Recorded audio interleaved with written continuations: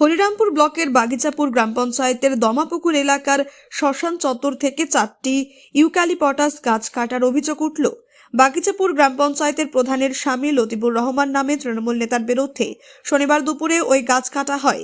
এলাকাবাসীদের বাধা এবং হস্তক্ষেপে কাটা গাছ কেউ সরিয়ে নিয়ে যেতে পারেননি। অভিযুক্ত লতিফুর রহমানের দাবি, দমাপুকুর এলাকার ইউক্যালিপটাস গাছগুলি দীর্ঘদিন ধরে পড়ে থেকে নষ্ট হচ্ছিল, সেই কারণেই গাছগুলি নিয়ে আসা হচ্ছিল প্রধানের অনুমতিতে। খবর পেয়ে এলাকার ছুটে যায় বন দপ্তরের কর্মীরা। পরবর্তীতে গাছগুলো উদ্ধারের পাশাপাশি গাছগুলোকে কে বা কারা কেটেছে সেই সমস্ত বিষয় খতিয়ে দেখা হচ্ছে।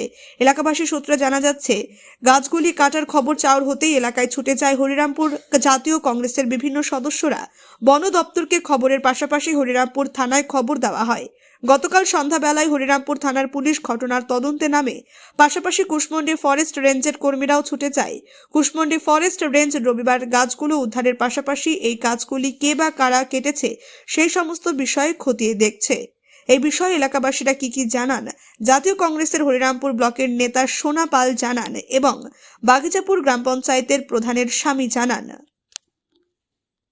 একটি পুকুরের ধারে দেখা যাচ্ছে যে বেশ কিছু গাছ কাটা হয়েছে, তো এই বিষয়টা কি জানো?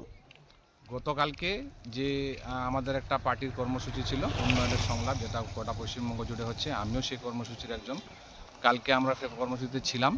এবার বাগিচাপুর থেকে বাই ফোন আসে যে কিছু গাছ ওখানটায় 3 বছর আগে পড়েছিল, দুটো গাছ, যেটা মৎস্য চাষ করতে অসুবিধা হচ্ছিল, সেটা পুকুর থেকে টেনে ওরা উপরে রেখেছে। কিন্তু নতুন করে কোনো গাছ কাটা হয়েছে বা কোনো গাছ রিসেন্টলি কাটা হয়েছে এরকম কোনো খবর নেই, বা আশা করি এরকম কোনো জিনিস নেই। যদি কিছু থাকে তাহলে আমাকে জানতে হবে।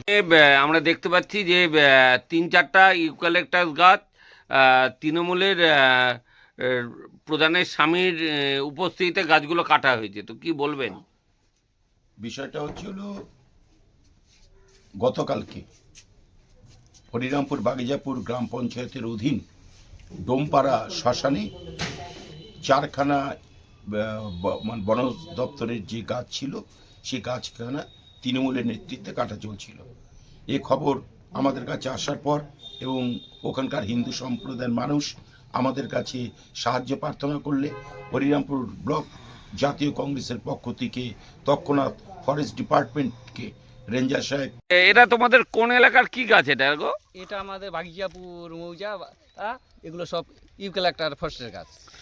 এই গাছগুলো কোন এলাকায় রয়েছে? এগুলো বাগিচাপুর মৌজার মধ্যেই রয়েছে। তো এই গাছগুলো তোমরা কে কাটছে এই গাছগুলো? এই গাছগুলো টিএমসির লোকেরাই কাটছে। তো গাছগুলো কাটার সময় কেউ কি উপস্থিত ছিল? গাছগুলো কাটার সময় গ্রামের লোক ছিল, নেমারের স্বামী ছিল। তো বন দপ্তরের কোনো পারমিশন ছিল?